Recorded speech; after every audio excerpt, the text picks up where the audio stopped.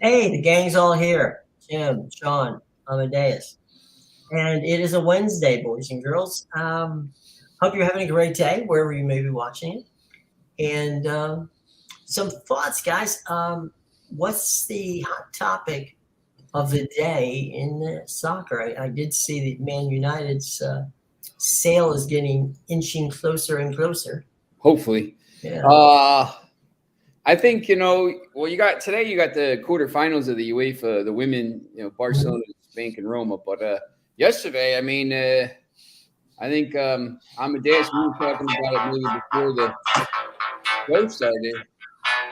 Um, really just kind of the dominance of this Manchester United, and maybe hopefully soon to be Manchester United. Højlund from Denmark had 5 goals, but Scott McTominay turned into prime Zinedine Zidane yesterday, and Scotland. Scotland beat Spain 2-0 in a group with a Georgia team who's not terrible, Norway who's not terrible, Spain and Scotland. Scotland's already on 6 points after 2 matches, so that's pretty big. Like the 2 teams qualify here, so you probably need, I don't know, maybe 3 or 4 more wins, and 4 of those games are against Georgia and Cyprus. So I love me some Georgia. I was on that plus the half against Norway. Yeah, they're 100% an approved team here, and look, right now, I think everybody just kind of thought Norway would walk through this group, a little bit, along with Spain because of Holland, but it's not. It's just not the way it's going to be. Like, you can't just have Holland and Odegaard. You got to have some players, and this Scotland team is. McTominay's scoring goals for fun for Scotland, so it'd be good to see them. They've scored 5 and allowed 0 in 2 games here. So, and Spain, I was talking to my buddy, and over in Spain, and they're already ready to throw that guy out the window. And then Turkey, Croatia beat Turkey. I don't know what day that Croatia Wales game was, when it was like they scored on basically like the last kick of the game. I think it was. I don't know if you're here on this. We're talking about, like, it was a pretty interesting game, and then it's Kosovo, Andorra, Romania, Belarus, Switzerland, Israel. That group stinks, but someone's gonna have to come out, and someone's gonna have to finish second. So.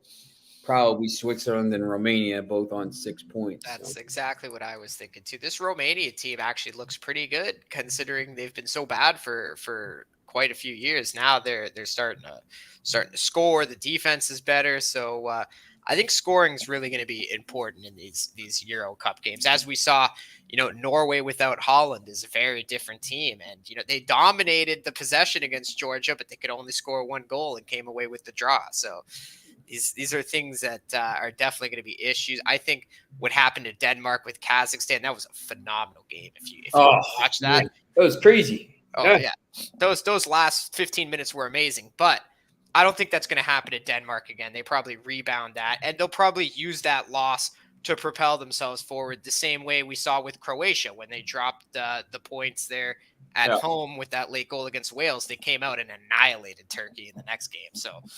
And Turkey's a team I think probably finishes second in that group. Yeah, they've been, people have been talking about Turkey for a few years, and they've been kind of disappointing in these tournaments. But they destroyed the small teams, like when they were in that UEFA Nations League Group C or D or whatever. They almost went like 6-0. Yeah, it was embarrassing. That what the thing is, like I compared a little bit to this college basketball. I think kind of everybody's celebrating this college basketball. It's a 4 or 5, 2 5s and a 9. But I mean, really, what it is 3 5s, isn't it? It's 3 5s and a 9. No, I think you're right. Yeah. Is you kind of 5? Yeah. No, they're 4. Or are they 4? They might be. Wait a minute. I'll check. You kind of bad. I think. I'm on the research department. You guys keep talking. So, everyone's like, oh man, this is great for bad. Like, not like, I don't know about that. Like, it's like I've said it before, I've been covering high school basketball now for 10 years, and the level of play every year gets worse. Like the fundamentals, like they don't do fundamentally strong stuff like they used to do, and it's a direct result of AAU basketball. I mean, you talk to anybody about it, that's why. Well, I think with this, what's happening is, there's some more money, and the pandemic with that, with the Belarus League, they got some money, and people are starting to farm, and people are starting to like, you're getting streaming deals for, even these small leagues are starting to get streaming deals. So, these leagues are starting to get better, Romania and, Kazakhstan, like, Well, Cluj plays every day. They better be Cluj, improving. yeah, Kazakhstan, you get, the teams there, and, Georgia, you're getting these players going to play for big time teams now. UConn's a 4 seed. Yeah, my bad on that one. So you're getting all these, you're getting these, I think the level of play all around. And once again, the Nations League has actually helped the smaller teams now, because, Luxembourg and Liechtenstein and all of these teams are playing Gibraltar and Monaco, San Marino and all this stuff. And you're getting some wins, and all of a sudden you're starting to play better, and you're getting some more confidence. The prime example would be North Macedonia. But, but I think Liechtenstein's been playing really well now. I don't know about Liechtenstein. They kind of got destroyed, but Luxembourg. Luxembourg is the one. Yeah, they came in with like a 0-0 draw. They're really improving. Latvia's another one. They won their Nations League group last season, and I was on that +1.5 against Wales. Wales not going to score 2 goals on them. Are you kidding me? Yeah. That's the thing. So these teams are playing against teams that are, and it's raising the level of everyone around there. So, I think, going forward now, especially now with 48 teams in the World Cup, these spots are going to be pretty competitive, I think, going forward. And, you're going to start to see some of these smaller countries maybe, you're going to see a lot more debuts, obviously. But, it's not always going to be like, those extra spots aren't going to be for like Italy and whatever. So, Italy's going to have to actually qualify. They're going to have to get past North Macedonia somehow. Exactly. Yeah. So, but I think it's been good. I'm glad to see the end. Usually there's games today, but the window's open. Like it's already closed. Like everybody's back. I mean, there's games. There's pretty big games on Friday. Marseille's playing Montpellier on Friday at 2:00 in Ligue 1. And Marseille right now, look, they're not going to win Ligue 1. They're 7 points back of PSG, but they're 2 points clear now alone, and 5 clear of Monaco for the Champions League now. So that's a pretty big game. And then Burnley plays Sunderland right now in the Championship. I mean, Burnley's on 83 points through 37 matches. So there's 9 matches to go. They can get to 110 points, which is absolutely ridiculous. They've played 37 matches and only lost 2.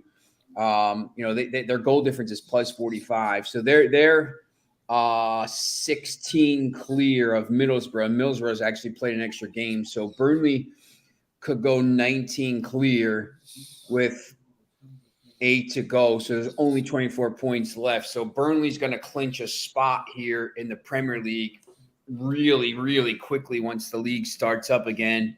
And they've been unbelievable. So that'll be good to see. So there's some big games, and then obviously Saturdays is, the first game back is City and Liverpool. So, hopefully we don't see an April Fool's and see Liverpool win that. But, Bournemouth and Fulham and Arsenal, Leeds and Brighton and Brentford, which is, a great game. And, when you look at the table, Brighton's in 7th on 42 points. Brentford's in 8th on 42 points. And they're both tied with Liverpool, who's in 6th with 42 points. And all those teams, And once again, Brighton is only 5 points behind Newcastle, played a game less. So, you're going to have some big games now coming up basically every single weekend. And it's going to be like it's going to be like a little bit of a sprint now. You're going to be playing, these teams are going to be playing midweek, and then there's the Champions League. There's a ton of games that still have to be confirmed. Brighton, Manchester City, Manchester United, Chelsea, and Newcastle Brighton are the 3 games that still have to be confirmed. So those are really, really big games for the top 4, the Championship, Europe. You got this week, you got Saturday, Sunday, Monday, Tuesday, Wednesday, then Saturday, Sunday, and then all the European games. So you're going to be having really high level games, not like League 7 in, Romania or whatever. You're going to be having some big time games playing, and there's going to be some games played, on Champions League days, I think, when these teams are knocked out because there's nowhere else to put them. Yeah, for sure. What's amazing to me is that Ivan Toney still got his England debut with all the things surrounding him. Man. People are going nuts today because Mitrovic got a 3-game suspension, right, for the red card. And everyone's like, how the hell did he only get 3 games? He pushed the ref. But then there's also the FA haven't even charged him with anything else yet, about the bump in the ref and stuff. So he's gonna get more games probably, but people were going crazy about that. It's a shame because Fulham, they're in 9th on 39 points, but really, now if Mitrovic doesn't play the rest of the year, all of a sudden, they're probably not going to fall any further than 11th because it's a huge gap between 12 and 11. And Fulham, there's no way. So, but for Fulham, who was in a European spot for so much of the year, if they finished 11th, that would be pretty tough. I actually thought they've been pretty good this year. They've come back up. No, remember, they just came back up, and they've attacked. They've played the right way, and if they can kind of just finish the season, if they can get to 50 points somehow in 11 games, pick up 11 points, get to 50 points, and then just they're going to be able to spend like crazy in the summer. This league is only going to because Burnley's going to come back up, and they're not terrible. They're going to be competitive. So this league every year it just gets more and more competitive. You just look at the bottom, 12 down to 20 is separated by 4 points. It's just been unbelievable. Yeah, and it's wild because anybody that you could see the 12th place team get relegated right now just because of how close it is, and there's that huge 11-point gap. I think it is 11 or something. Yeah, and you look at some of the other leagues.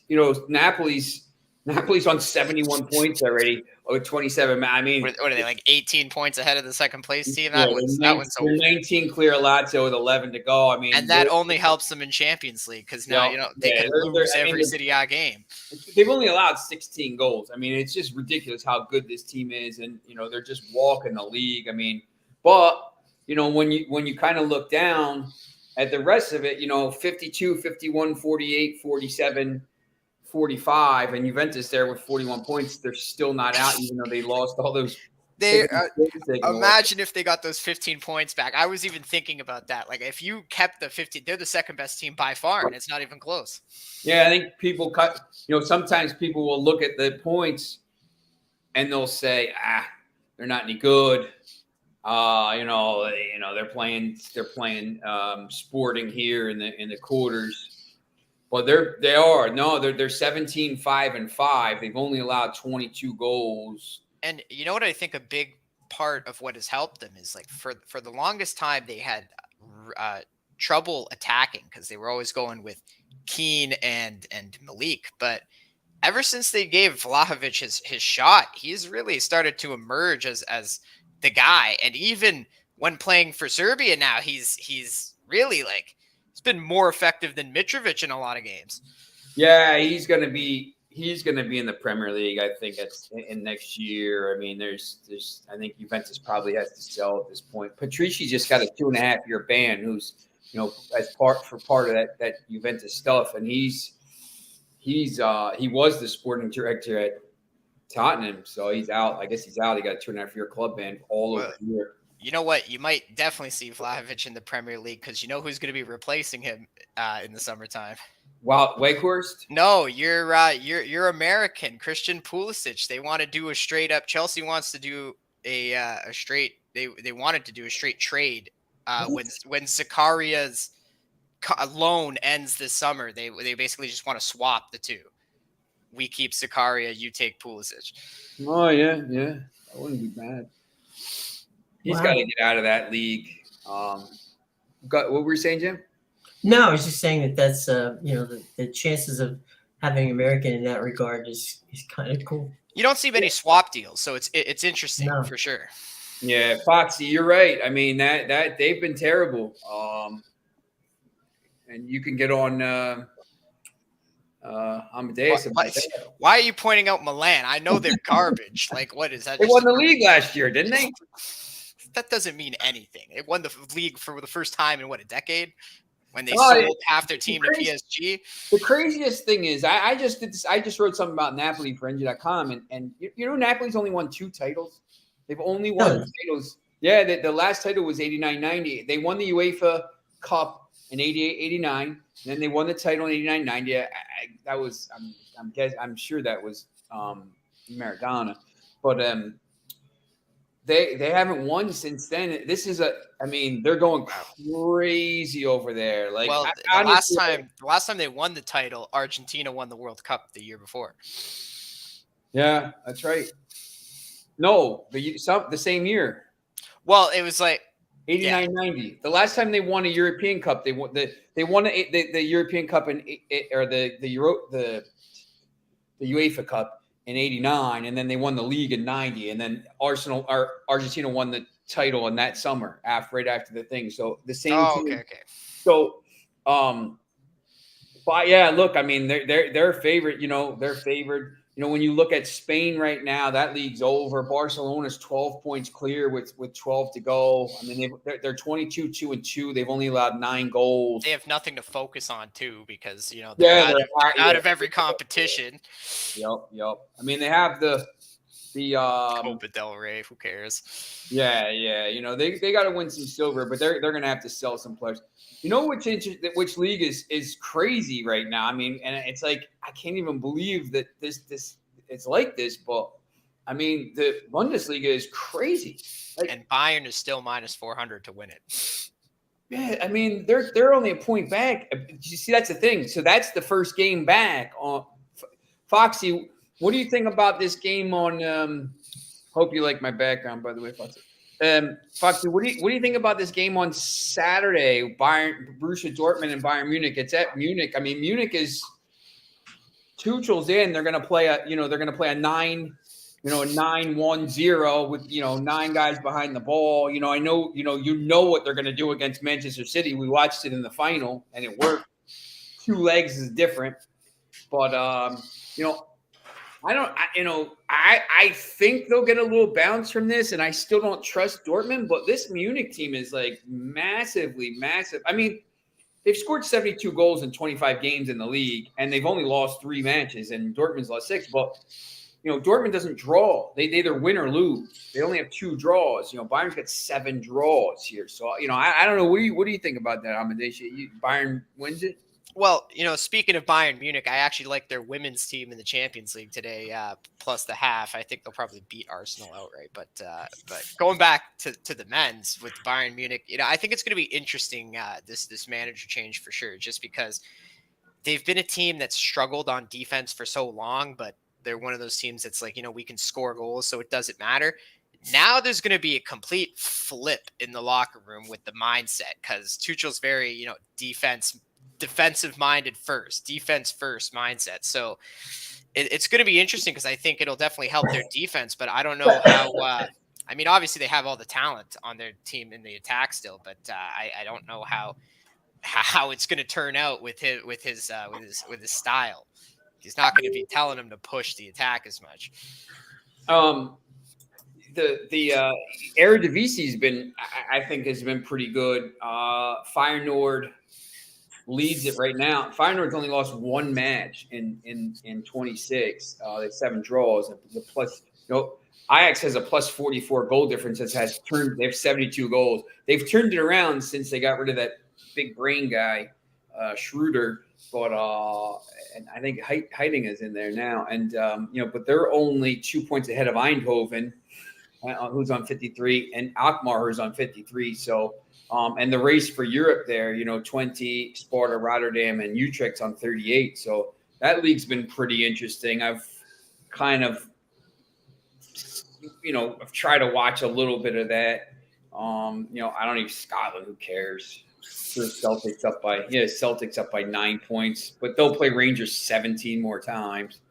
Other than that, that's basically the main leagues. I didn't see Portugal. I think Benfica's still. Benfica's leading. Benfica's only lost one game. They're up by 10 over Porto, so there's no way. And again, that helps them in Champions League. Yeah, they play coming back. They're at Rio Ave. They play Porto on Friday, April 7th, ahead of the Champions League. So that's a loss. That's pretty interesting. Are they at home or away? No, they're at home. So that's a draw. Then they got to go to Chaves, which is a tough place to play. The stadium. I've been to that stadium actually. I've been to. They play Estoril.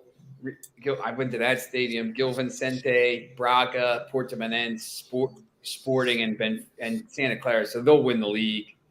I think that is a toss-up against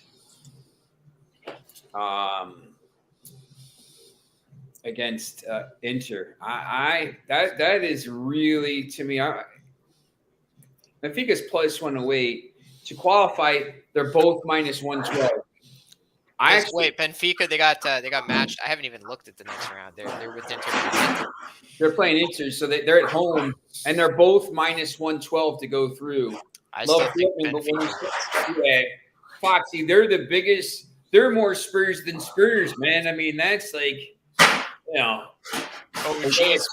non-existent, and Bayern owns them. 8-0-1, like you said. Yeah, I would really. It would be really, really interesting to see Dortmund get a result on Saturday, even a draw. I think if Bayern goes back ahead, I think they'll probably win.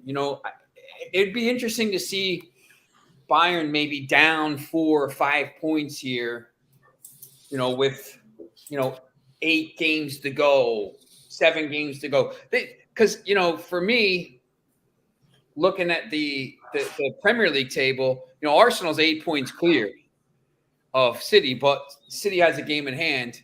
But once again, I mean, when you look at Arsenal's fixtures, they play Leeds, then they're at Liverpool, at West Ham, always tough. I know West Ham stinks, but still, I mean, they're in the middle of Europe, though it's tough. Southampton, at City, Chelsea, who's playing better, at Newcastle, Brighton, at Forest, and Wolves. So, I'm gonna have fun watching City try to chase this down. I remember 2012 when United was up by, they had an 8-point lead, but City had like 2 games in hand. And it was like, they lost to City. They lost to City, and they're still clear, but they went to Wigan, and they never – I was in Manchester. They never, ever, ever lost to Wigan, and Wigan beat them 1-0, and I was like, oh, we're in trouble now. And then City beat them 1-0. I was over there and I actually flew home. I was like, man, I'm not even watching this. I know we're going to lose now. But it'll be interesting to see because City has to play, they got Liverpool And you can get City, by the way, at plus 130 right now to win the league. And it's not out of the question. They had Liverpool, Southampton away, Leicester at home, Arsenal at home, Fulham away without maybe Mitrovic, West Ham at home. West Ham will bend over them like they always do. Leeds at home, Everton away. If Everton's safe by then, that's interesting. Chelsea at home, and then Brentford away. So, and they got to make up the Brighton game. So it's not the easiest schedule in the world, but when you see City winning games 6-0, 7-0, 6-0, 7, all of a sudden they're starting it like, hey, maybe we got to start taking these games seriously now. It's funny too because City right now is the best price. This is the best price that you can get City to win the Champions League, around plus 225, plus 250 that you've gotten basically all year since before the season, because they're playing, Bayern Munich. If they beat Bayern Munich, they're going to be minus money to win the tournament, I would think. It's amazing how these draws are so evenly matched. You got Inter and Benfica, Man City and Bayern. Very very interesting. Yeah, and then who's Chelsea playing?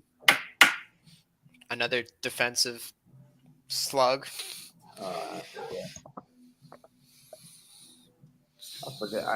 forget who the other draw is. For Europa League, I put Champions League. Real Madrid. Yeah, hey, guess what? I would have told you. I would have taken Madrid in that draw all the time because they beat them last year in the same round. But there's apparently some issues with the Spanish team now and the Real Madrid players, and they want to get rid of the Spanish. There's all kinds of stuff going on. They're 12 points back. They got nothing to play for in that thing. They're already, they're down in the Copa del Rey. I mean, it's only a goal, but a goal is a goal. They're down 1-0. The second leg is April 5th, so it's coming up. They next lost week. the home leg too, which they lost the home leg. Out. I mean, 1-0's not real. They could overturn that. They can win that game 2-0. I wouldn't be stunned. But Barcelona doesn't give up a lot of goals. Osasuna's up 1-0 in the other leg, by the way, in the other half of the thing. So Chelsea. I think Chelsea has a chance in that. Like, they haven't been great this year, especially in the Premier League. I mean, they're terrible in the Premier League. But I wouldn't see what they are in that. Chelsea's plus 120 to qualify. Real Madrid's minus 162. Chelsea's plus 340 in Madrid for the next leg, the first leg. So, I wouldn't. I don't know. I wouldn't count Chelsea out. I can just see them kind of like frauding their way to like a 1-0 win on aggregate somehow, like just some Kai Havertz scoring off his arm and they count it or something like this. Anybody but him. That's a pretty even. That guy couldn't score if Who? Kai Havertz, that guy. Didn't you watch him in the last Champions League match? That guy hit every post. He must have hit the post like 5 times. He scored like the biggest goal. I mean, he scored the Champions League winner. Like, he scores goals in like huge games, but like other times it's like so bad.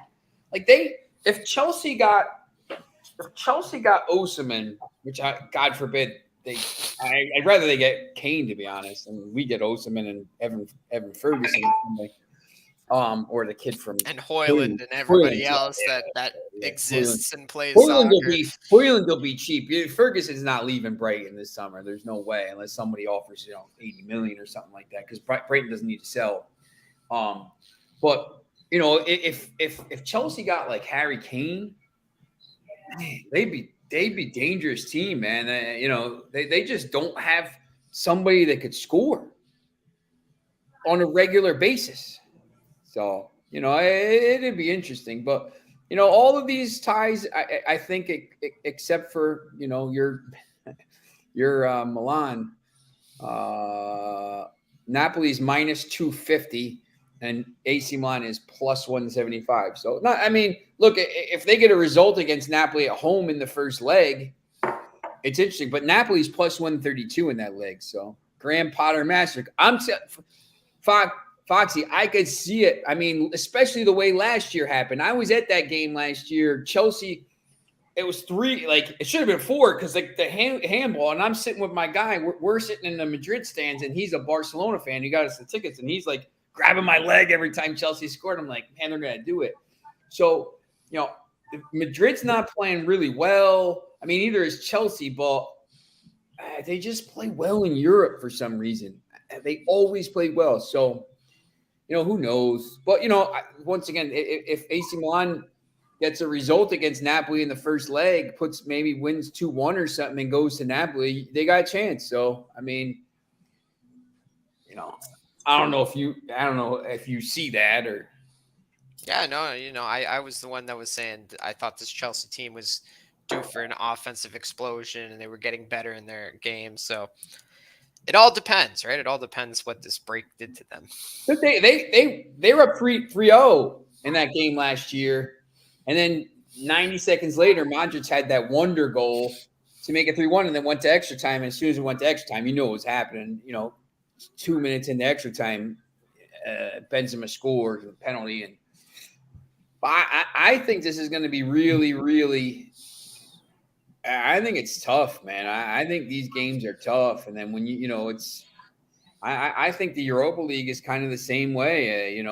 Feyenoord, Roma. Everybody's just talking about Roma walking through this. This Feyenoord team, once again, they have one loss in the Eredivisie. They're very good. Bayer Leverkusen, USG. Everyone's just saying Bayer Leverkusen is going to walk. This Union St. Gilloise team is good. They score goals. The over in that is minus 125. I might be all over that. Juventus Sporting, dead even. And then, Manchester United and Sevilla, our tour of Spain continues, and our tour of Seville, second time in a row.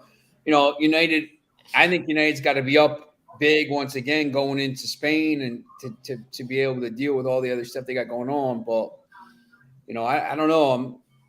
They don't play well against Sevilla. So it's the same, and then, might as well finish the triumvirate here. Ghent and West Ham. West Ham is plus 115 on the road. West Ham should walk through this tournament. I mean, if we're going to be honest, Anderlecht, AZ Alkmaar, Basel, Nice, and Lech Poznan and Fiorentina. There's some decent teams in it. I think Fiorentina's playing better. There's your Basel team. Foxy, should he take Basel in the first leg at plus 250 at home against Nice? Foxy can take Basel. He loves it so much. He says you love him, man. No, I hate this team. You guys know I hate this team. Can't trust him anywhere. He's the one adding him to parlays. Like, I hope Basel doesn't screw me today. Yeah, it's tough, man. West Ham should walk this, but once again, the further they go in this, I mean, they're playing on Thursdays and Sundays, and they are in the relegation zone right now. They only have 6 wins in the Premier League, and they, look at their fixtures. They have Southampton on Sunday, massive, massive, massive game. Newcastle at home on Wednesday, Fulham on the road on Saturday. So basically, they got Southampton, Newcastle, Fulham in a week. And then they got to play Arsenal. They got to go to Bournemouth, another huge game. Liverpool at Palace, another huge game. Man City, Man United, Brentford.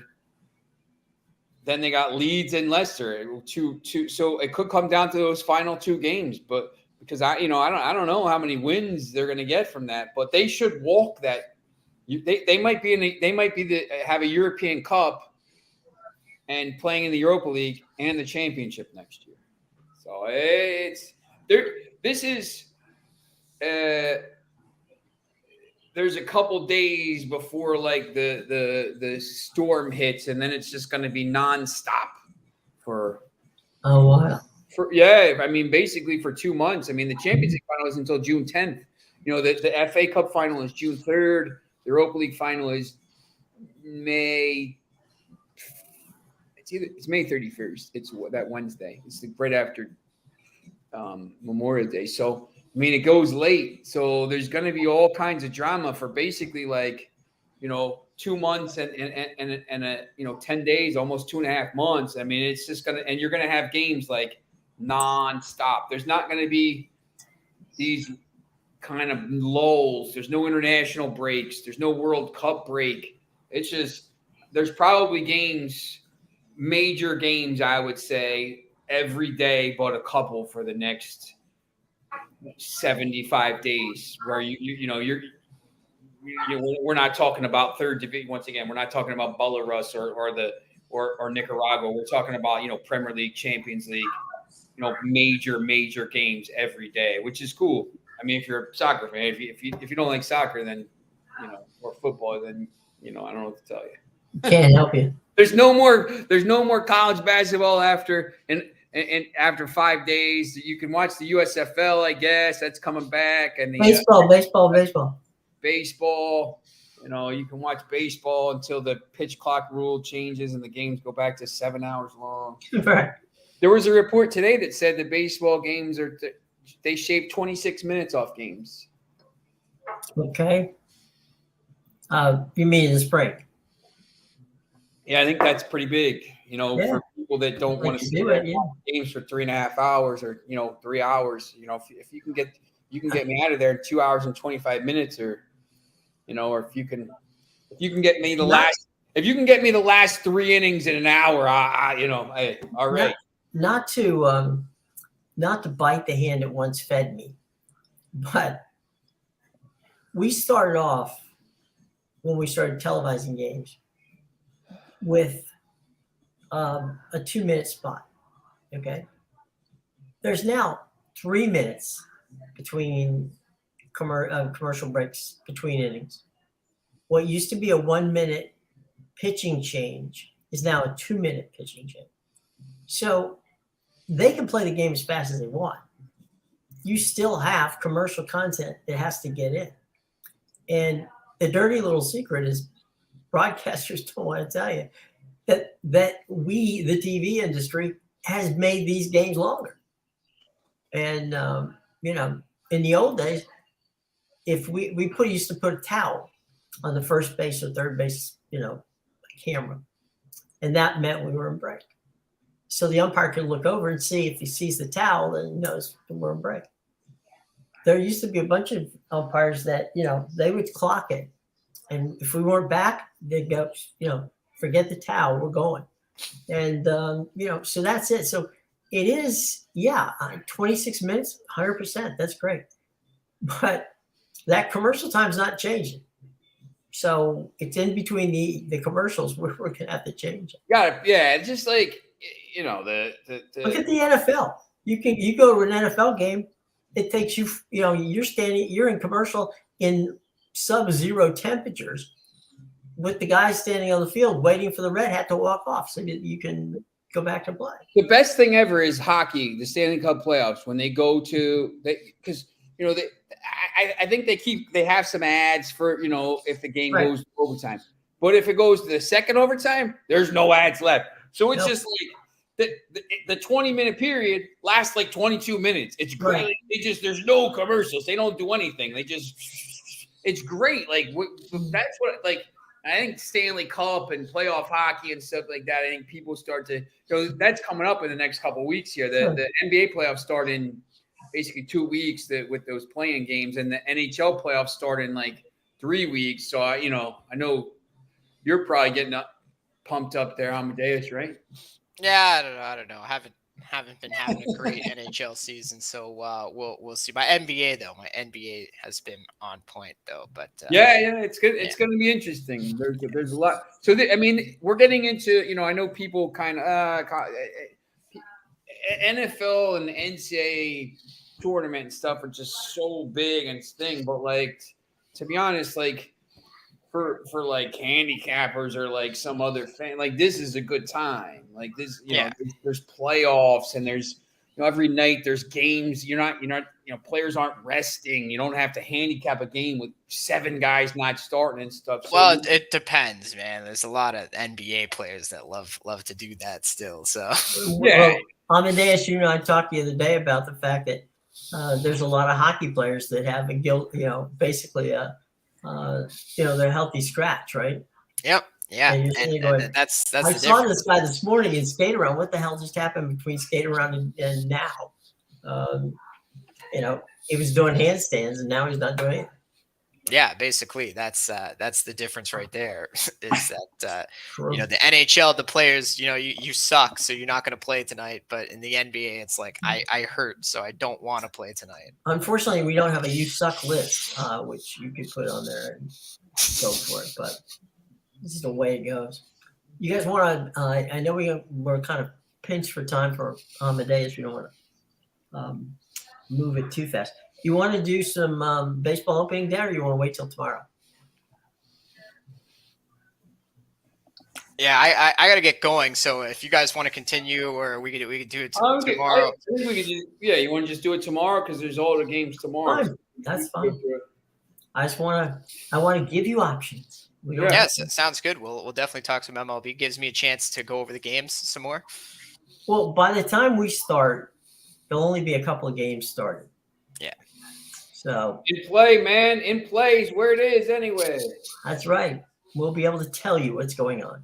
All right. As it happens. So, and we promise we're not going to do commercial breaks. If other people do, that's on them. But we're not going to do it. So there you go. All right. Well, any final thoughts before we bolt out of here today? No, I'm ready to keep watching some games this weekend. So just take Bayern Munich in the Women's Champions League.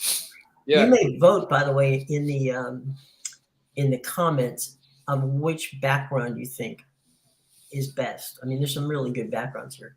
Well, that's not fair. Fox is going to say Sean's. No, Amadeus was hurt in the airplane that flies over the stadium. He's just near an airport. Fortunately, he's got a noise canceling headset, so we don't get to hear. So there's that, but he's safe. That's not a problem. Sean is in England, right? Me? Behind you? Right now? Behind you. Your Wembley Stadium. It's Wembley. Wembley, it's from our masterclass victory over Newcastle. And I'm in a studio or a Best Buy, depending upon how you look at it, with the TVs behind me. But anyway, give us a thought of what you think is going on. How much you're gonna have fun? Should we change it up? We'll see. Anyway, have a great day, guys, and we will see everybody tomorrow, Thursday, around 2:00 ish. So join us. We really appreciate it.